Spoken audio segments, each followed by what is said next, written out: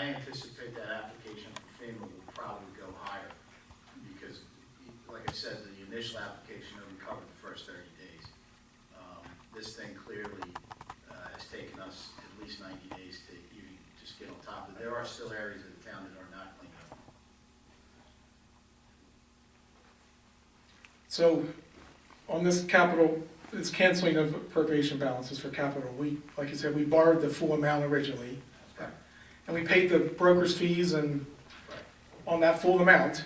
Right. Now we're canceling part of it and leaving it somewhere else and borrowing another $800,000 and paying brokerage fees and debt and bond fees. And, But there's two different types of budgets. well, but I'm talking about managing dollars better. I'm not talking about, I understand that, but you can't. we can keep it in one bucket and keep it in another bucket, but manage the, $800,000 is a refunding note. That means that we are refunding ourselves for those costs that we went over and raising it in the next two budget cycles under debt service. I understand the different buckets, everything has to be put in, but we could move things around better. Maybe we could even ask for an exception from the local services division in Trenton. So let's do it this way and avoid these bond fees and these brokerage fees. Do it in a way where we can avoid fees. If we're borrowed too much money and have cash and paid the fees on those and have cash in our pocket, and it's there, and we want to, now we have this need to borrow more money, where we pay brokerage fees and attorneys and such for another $800,000. There's a way to avoid that. I know it's separate, but I'm talking about avoiding brokers. I'm talking about avoiding brokers. I'm not talking about keep unseparating it. There are very few fees on a note. This is not a permanent financing, it's a note. That doesn't change.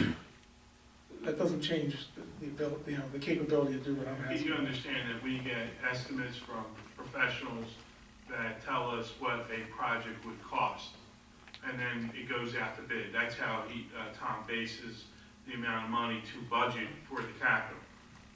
Sometimes they're very close, other times there is some gap. So, and if you notice, it says various capital improvements. Yeah, I understand all that. I'm not talking about why we're canceling appropriation or why we're borrowing the $800,000 for the storm damage. I'm not talking about any of that. I'm talking about avoiding pay-to-play fees. That's what I I'm wish talking we about. could, but when you have bonds and when you're doing various financing, things like that, you have either accountants or lawyers or someone else that are doing it with you to get paid for it. Well, I think that they, and I don't know if Christie saw it, there was a local finance board notice that came out today, and I believe it's capping those fees at 12.5%. Okay. So there is some action taking place from the state. That sounds like a lot. When interest rates are 3 or 4%, but we're paying 12.5%. We're happy to cap something at 12.5% on top of for every dollar we borrow.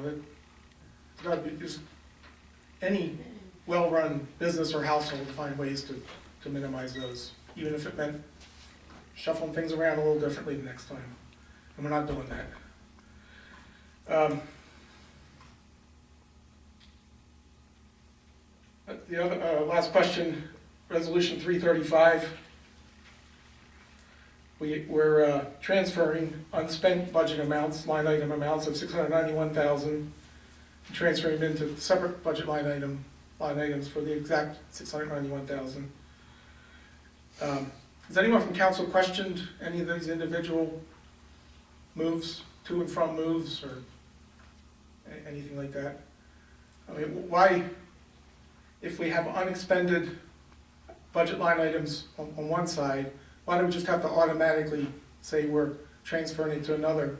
Because by state statute, you must cover any overages in any particular line items based on the state budget document. So all this. So we have to do these transfers, and the method is you do the transfers in November, then you come along in December, last meeting, and you do your final transfer. So you will see another resolution making final transfers before year end. Can we cancel, at that point, cancel appropriations? We always seem to, at that point, roll over any. No, you have to roll it over to the reserves. It has to lapse to the reserves to pay the bills that are going to be coming in January and February. Because we're going to be getting utility bills. We're going to be getting trash collection bills. Yeah. We're going to get, we'll be continue to pay, you pay. Yep. In April, June, it starts dwindling down, it's not as much balance. Then what happens is whatever residual balance is left from the 2015 budget goes to surplus on January 1st of 2017. That April transaction you're talking about, must it go to surplus? Can we cancel? There will be also be a transfer of the reserves, which I believe takes place in March. Has to be done by the end of the third month. I hear all these little individual transactions. I'm talking about just a different, a question related to the same as these bond fees, related to that. If we're underspending some line items on the budget, why do we have to move it to some other line item and then move it to surplus? Why can't we cancel some things and But there are expenditures that went over Right. Yeah. and need to be covered. So the ones that we did well on and the others that didn't, you have to balance it out. So this is in essence balancing that out Yeah. and not raising additional monies for those over expenditures. So, just coincidence that the over and unders are the same? You see 691,000 being moved from and to, Until, yes. on a $55 million budget. It happens. There are I get that. Line items, you can't budget perfectly a line item, all the line items.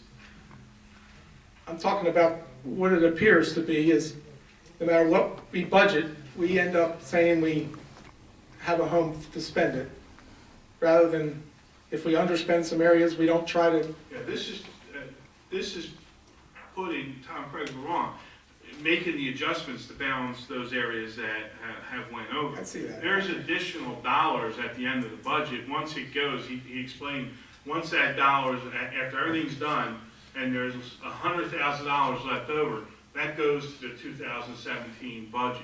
and And that goes theoretically, into, It'll go to the 2015 reserves, which right, run their course through 2016. correct, to pay any So any it's leftover really- bills. Right, so it's really a two-year period, Right, and then it lapses to fund balance. right, and at that point, that helps you reduce Right.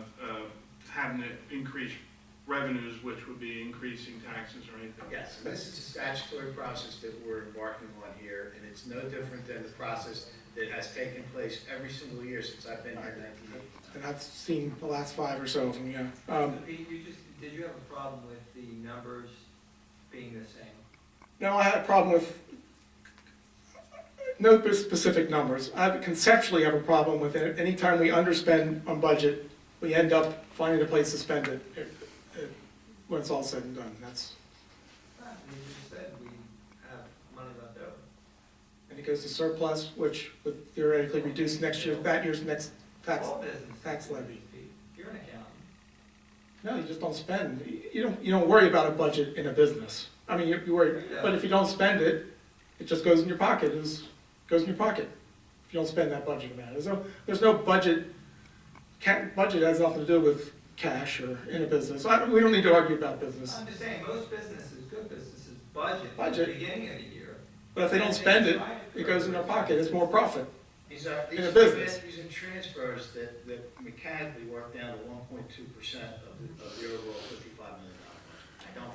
I don't think it's unusual, I don't think it's egregious. Any other questions? Peter? No, that's good. Thank you. Thank you. Anyone else? Seeing no other hands, we'll close the first public portion.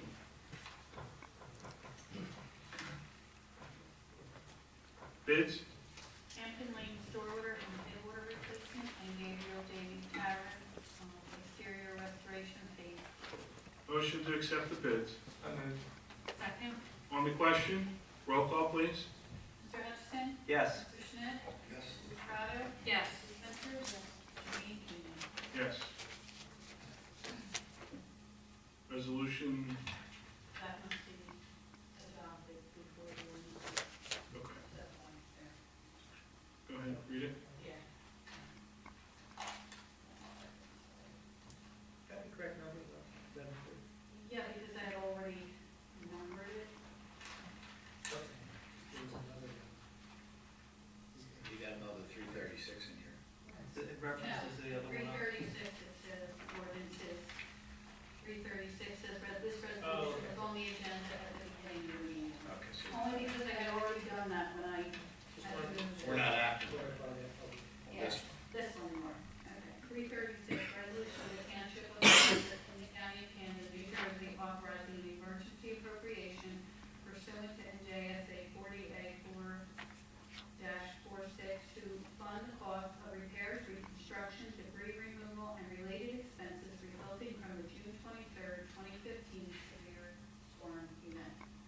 as the resolution states, this is allowing the township to authorize an emergency appropriation for the June 23rd, 2015 severe storm event. Motion to adopt. So moved. Second. On the question, roll call, please. Mr. Hutchison? Yes. Mr. Schmidt? Yes. Mrs. Estrada? Yes. Mrs. Ventures? Mr. Bean? Yes. Next are ordinances of first reading. These ordinances will not have a public portion until the second reading. Ordinance O-15-13. Ordinance fixing the compensation of officers and employees of the Township of Gloucester and the County of Camden. This ordinance will fix the compensation of officers and employees of the township, and these are employees without a bargaining contract. Correct, and this creates ranges, both low and high. Okay. Motion to adopt. So moved. Second. On the question, roll call, please. Mr. Hutchison? Yes. Mr. Schmidt? Yes. Mrs. Estrada? Yes. Mrs. Ventures? Mr. Bean? Yes. Ordinance O-15-14. Ordinance creating Chapter 84 of the Code of the Township of Gloucester known as Health Services Advisory Board of the Township of Gloucester, County of Camden, State of New Jersey, and designating the Camden County Health Department as responsible entity for compliance with the Health Services Act of the State of New Jersey.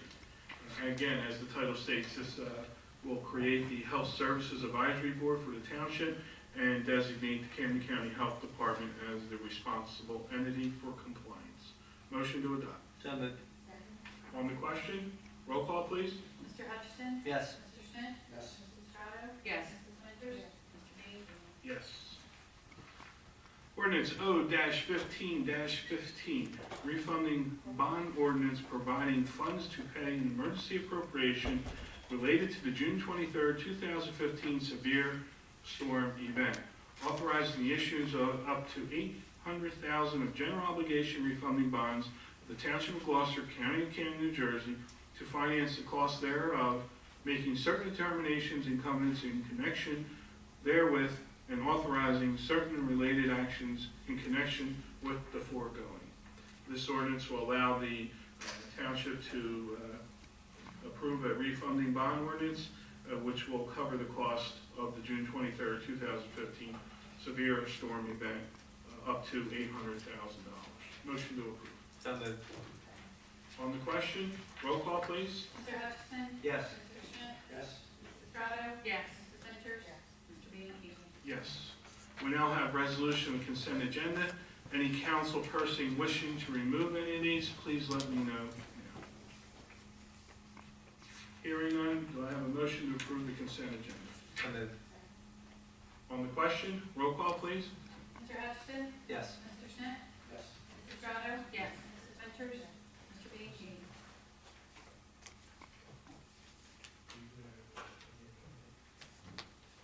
Regular agenda, please. 333, resolution authorizing the treasurer to cancel grant balances. This resolution will authorize the treasurer to cancel grant balances. Tom, anything to add to that? This is basically a result of the audit, findings of some entries for grants that go back even 10 years, and the auditors had recommended these be written off, and they have to be done by resolution. Housekeeping. Yes. Motion to approve. So moved. On the question, roll call, please. Mr. Hutchison? Yes. Mr. Schmidt? Yes. Mrs. Estrada? Yes. Mrs. Ventures? Mr. Bean? Yes. 334, resolution to cancel capital appropriation balance for trust. This resolution will provide the cancellation of capital appropriations balances of projects of $1,645,236.48. Motion to adopt. So moved. Second. On the question, roll call, please. Mr. Hutchison? Yes. Mr. Schmidt? Yes. Mrs. Estrada? Yes. Mrs. Ventures? Mr. Bean? Yes. 335, resolution to make budget transfers between appropriations in the current year 2015 general fund balance. This resolution will allow the township to make budget transfers between appropriations in the calendar year 2015 general fund budget. And Tom, that was what percentage of the total budget? I have worked it out to 1.25%. 1.25%. That's based on 55 million. Motion to adopt. So moved. Second. On the question, roll call, please.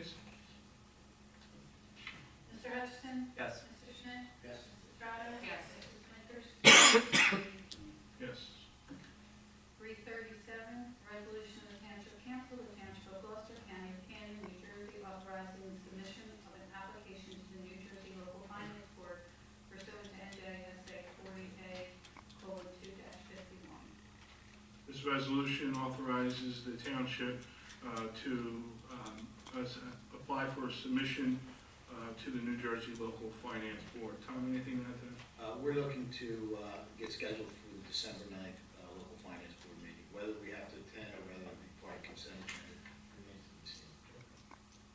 Motion to adopt. So moved. Second. On the question, roll call, please. Mr. Hutchison? Yes. Mr. Schmidt? Yes. Mrs. Estrada? Yes. Mrs. Winter? Mr. Leahy? Yes. 338, resolution granting permission to the Blackwood Fire Company to conduct its annual Christmas parade.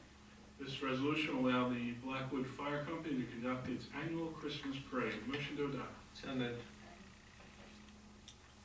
Second. Michelle, I'm sorry. On the question, roll call, please. Mr. Hutchison? Yes. Mr. Schmidt? Yes. Mrs. Estrada? Yes. Mrs. Winter? Mr. Leahy? Yes. Resolution 339.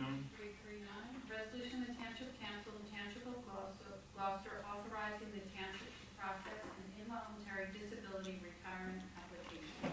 As title states, this resolution will allow the township to authorize the process, an involuntary disability retirement application. Motion to adopt. So moved. Second. On the question, roll call, please. Mr. Hutchison? Yes. Mr. Schmidt? Yes. Mrs. Estrada? Yes. Mrs. Winters? Mr. Leahy? Yes.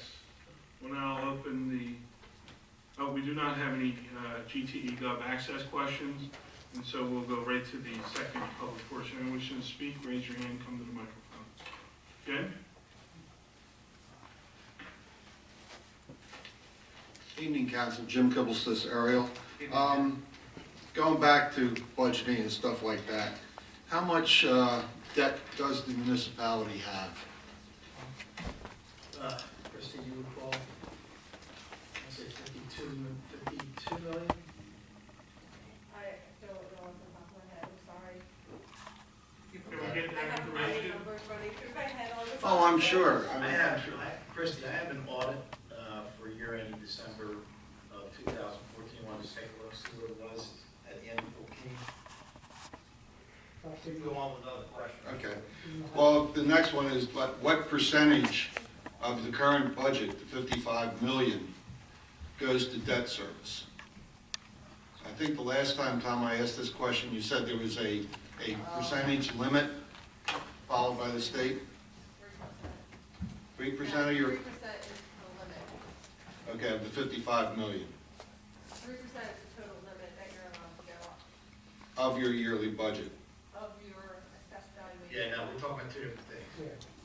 You want to know the annual debt service and how it relates to the bank. So Correct. I believe the annual debt service is 6 million. So it's over 10%, 20%, 55 million. 10.9. 10.9. Okay, okay. Now, what Christie was referring to is the amount of debt that the town can take out, and it is 3.5% of the average of the last 3 assessed valuations. Okay, okay, that That's makes not only, sense. that's not only just for us, that's for the schools and the municipality. Okay, We're well below that. going into open space, okay, what is our debt in open space? How much money do we have out in bonds? I wouldn't be able to tell you that right here, but I will tell you it's allocated against the open space account. Mhm. We carved that out because we did a refunding ordinance that basically it made sense to combine all the debt so that we would get the lowest rate we could get. So we took out that general obligation bond, which included those recreation projects, but each year we carve out what portion of that debt, principal and interest, has to be paid from the open space. And how much is that? I want to say 250,000 Well, right the now. number that I'm gonna give you now is 51,895,000, I was close. that was as of December 31st. Okay. It's probably a little bit less than that because we've made payments throughout the year. Okay, 2015, but included in that number is the open space. mm-hmm, So that's the total debt service, because when we do the debt service, they do total debt service, they don't break it out by this open and that. space, So separated. I could get you that number Mhm. later. Okay, but we're, Give you the breakout of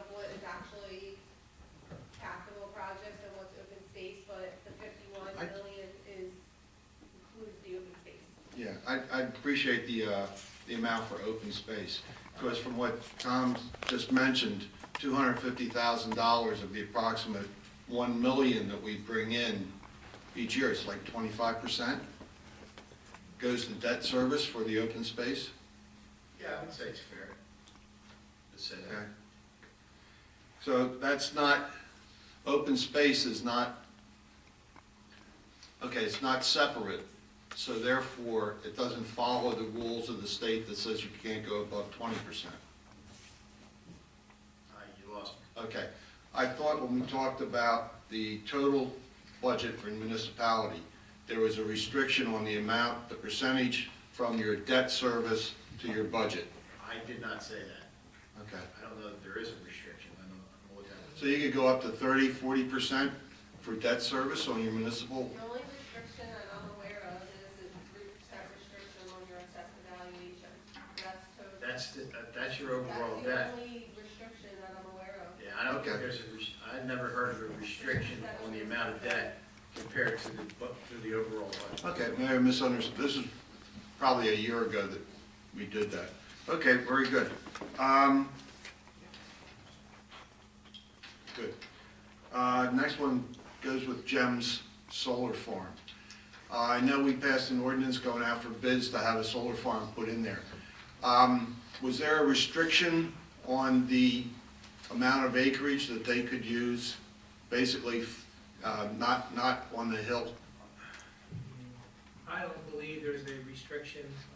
They have to make their application through DEP. Mhm. Where their approvals have to come through, how they're using it, utilizing the cap. They can't penetrate what appears the cap. Right. But I don't believe there's a restriction on the area.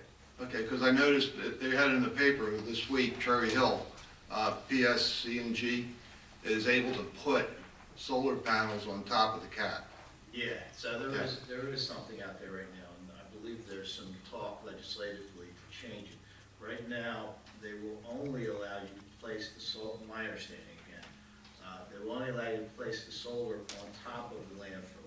They won't allow you to use the adjacent land, the flat land around it. So he is correct. Okay, good. And the last one, just, for your budgeting for next year and spending for next year, senior citizen social security is not getting an increase. We get no COLA increase, so we're stuck on our fixed income. So please consider that with any future spending. Thank you. Thank you, Jim. Red?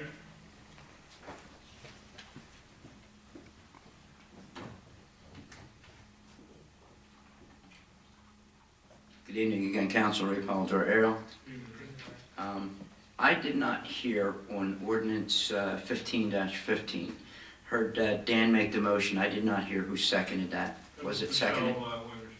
Okay, I'm sorry, I didn't hear you. Okay. I heard that we make payments on the debt. I also understand that we're borrowing. Won't hold you to exact numbers, but some idea of what we paid in debt this year, and is it equal to, greater to, or less than the amount that we're borrowing again? Are we taking one step forward and two back? Or are we taking one step back and two forward? You're talking about on the overall budget. On the debt? Yeah, no, we're steady on the debt service. We've worked out schedules based on the assumption of borrowing in each succeeding year, and I believe that was based on borrowing in the vicinity of $6 to $7 million, and it does remain steady because certain issuances are paid off, and it should stay about the same. It'll go up a little bit, it'll go down a little bit. All right, as far as payments, The differential on it is about, as I recall, $200,000, plus or minus. so would it be fair to say that we made payments this year of at least $800,000 before we were borrowing $800,000? Is that fair? Yes, We or? made payments You on, probably made payments of probably anywhere in the vicinity to $4 to $5 million this year. Okay. So two steps forward, one back. and that's principal, of course, there's interest associated with it. Okay. My question, and I didn't want to allude to it during the agenda part, okay. For what looks like to be raises for employees that are not negotiable Bound by contract. by contract, thank you. Was this just basically an across-the-board salary increase? Or when increases in salary are considered, are they considered on an individual basis? Is there any merit? Is there any type of merit or performance that would allow these people to get these raises? Typically, it ties into the settlement on the other contracts. For the most part, it's tied into the Council 10, actually CWA administrative, and I don't recall what they got. I think it was under 2%. But again, this just creates a range. There will be people that will be below the top of the range, and people at the top of the range. Okay. It just seems, and I know of employees that work hard in this town, that their raise in comparative is not helping out a whole lot. And yet, and I don't mean to be political about this is just the way that this is. We have the mayor's administrative assistant, which could make a proposed $58,000 this year, and the mayor's salary is still at $52,000. That just doesn't seem right, does it? Are mayors paid less than his administrative assistant? I don't hear the mayor complaining. Well, let's be realistic. The mayor is going to keep his salary low. He's up for re-election. That's a wise thing to do. Politically, it's smart. At all, has it? No, well, it wouldn't. Mayor hasn't I wouldn't suppose it would. changed the salary at all. But it's- Council members. Council hasn't done it in God knows when. Okay, and that's all nice. I mean, he still has a nice cushy job for Comcast. It all balances out. That's well. But the administrative assistant each year begins to make more and more, which now at 58 and 52. I mean, I just don't know what the merits are for people, or performances for people that are getting raises, where we have folks that work for this township on the lower end of the rung that aren't seeing much at all. We have a lot of municipal employees that just aren't making much. And yet we have someone in that office getting, and 2% of a bigger number is going to be a bigger number. I don't see the quality or performance coming into any consideration for these raises just across the board. And yet, we're not doing any bargaining for that, but it sounds like it's based on bargaining that allows them to get these raises. Mr. Kibbles has just said there's people that are not getting raises that don't work for the township. There's people losing homes. Every one of your neighborhoods has empty homes. My neighborhood has empty homes. I just don't know that this is a wise practice to continue on with when people are... There's many years where those folks didn't get any raises. Many years, consecutive years, where they didn't get much, if any. So, I don't know the exact amount that person's getting, but there was plenty of times where... Which person is that, Mr. Brinkini? Who you're referencing. I'm just saying that the people that are non-bargaining unit folks, many times did not get the raise that the bargaining unit was getting. So they've been stagnant themselves for a while. And they've been contributing more towards their That's health true. costs, which has reduced their net disposable income. So in effect, they're getting less. They are. They're receiving less money. By that 10,000 number that Tom threw out earlier. Yeah. Okay, well, it's not, everyone is feeling that same pinch, people that don't work for government. But let's keep in mind also that the individual we're talking about with a fairly decent raise compared to those that are not making the same type of salary also has a second job that brings in a good living as well. I just think that giving these substantial raises to people that may not necessarily need them, or for all practical purposes may not deserve them because there's no merit to what they're getting, and yet we've got folks that aren't getting these raises.